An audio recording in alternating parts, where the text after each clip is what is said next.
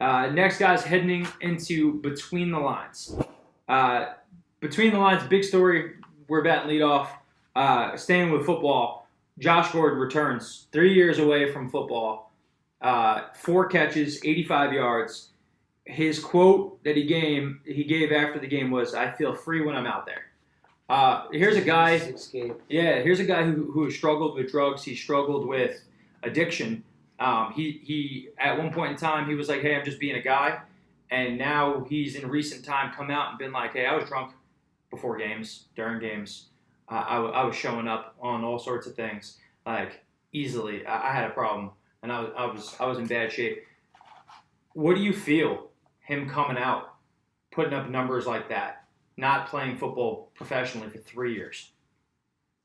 Oh, it's like almost speechless. It's kind of like it's not like it's not like you're in awe of a guy like that, but you're also like he's got pure talent. We know when he first came into the league, he became the guy very quickly. 1,600 yards receiving as like a 23-year-old wide receiver. Yeah, I mean it's a sad, but listen, this could be a sad but triumphant story at the end of the day. If he continues to get through what he's going through and realize what he has gone through and acknowledge it, and now come back on the football field and show what he could really do to the world as a different human being. You know, like I said, it's that escape for people. I mean, you know it as much as I know it. Playing sports our whole lives is when you step on that ball field or you get on that court, you know that hey, like nothing else matters but what I'm doing right now. Yeah. It's that same feeling of just feeling like you're yourself.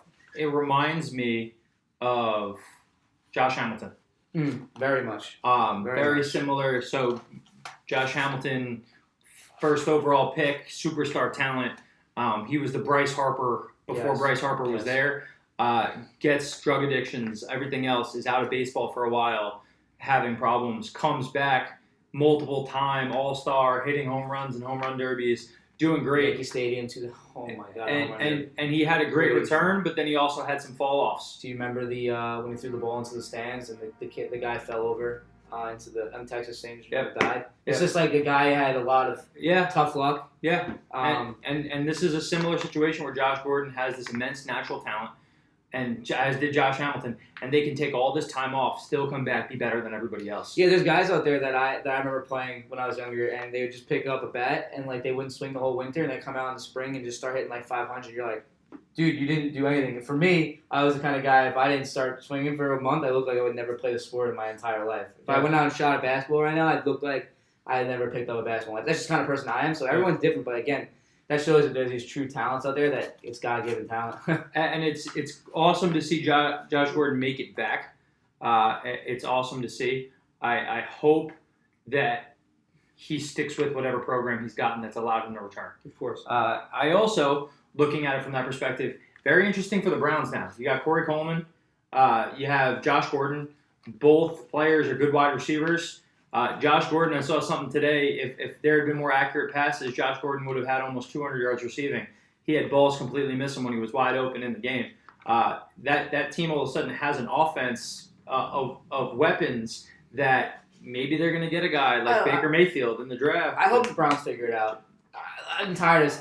It's always that like same thing with the Cubs. You hope they figure it out sometime. They play hard every week, which is crazy to think that you're going to, by the end of this year, they might have lost 32 straight games. Yeah. Yeah. And you guys keep showing up, playing hard. I like the Browns. I have nothing against the Browns. We obviously we're filming the show on a Tuesday, so we got a lot of football stuff in here. Gronk hit. I am a Bills fan. Because of that, I have not loved Gronkowski as much as other people. I can recognize that the man is a monster tight end and maybe the greatest tight end in NFL history. He hit Tre'Davious White after White picked off a pass, and he can say, oh, there should have been a pass interference penalty. I was just frustrated. Dude, you assaulted somebody because you were mad. And you're a 275-pound man that somebody's completely defenseless. And what the shame of it was the Bills ended up getting a 15-yard penalty. I remember that. And the Patriots have an offsetting penalty otherwise, but the Bills get penalized because one of the guys yells at the ref that it's BS, that he's not getting ejected. Bills get a 15-yard penalty, start 1st and 25. Like, The Patriots, I look forward to the day that Tom Brady's not there anymore. Because as a Jet fan, don't we all? It just keeps adding up how much you can sense their entitlement sometimes with things. And Gronkowski especially, you hit somebody, he's got a 1-game suspension, which I think is at least justified. But it's not going to hurt them. It has no bearing on them. Yeah, I mean, Gronkowski's out there in many facets of the game. In his post-game speeches, his pre-game, what he says is very, not as someone who would be looking up to somebody. He's not somebody I would look up to as a player. The way he plays the game is very good, but his off-the-field antics are, again, if you're a parent out there, I wouldn't have my kid wanting to wear a Gronkowski jersey. See, and this is the crazy thing. Gronkowski doesn't spend any of the money that he makes in the NFL. He saves it all. The only money he spends is the advertising money he gets for doing appearances and stuff like that. That's what he lives his life off. He saves the rest of the money so that he has a nest egg when he gets done. That's smart. So my man, little drops of nuggets on Gronkowski. I think there's things that I don't like about him, but there's things that I do like about him. But I think the biggest thing that I hate is just he's a Patriot. Lastly, we have last night's game, Steelers versus the Bengals. 23 all football today. We loved football when we were setting up the show. 23-20, Steelers win, but the real talk of it, and one of the writers for LifestyleSports101.com, he wrote an article about how the NFL has this hits problem. Shazier's out, scary injury, back injury during the game. Vontaze Burfict gets lit up by Juju Smith-Schuster, the wide receiver. Guys are leading with their heads trying to take out Antonio Brown on a touchdown catch. Football needs to be physical. It's part of the game.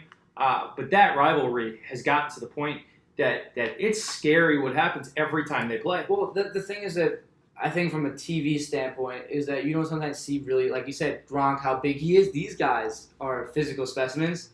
They could physically kill somebody on this field.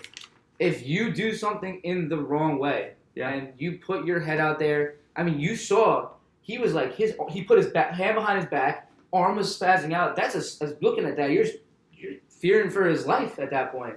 Yeah, these guys are physical specimens, and the danger that they put themselves in every single day just by playing football, to put themselves in that by doing it to them, put themselves in that much more danger by doing it to more or less themselves. Yeah, to me, it's just stupid.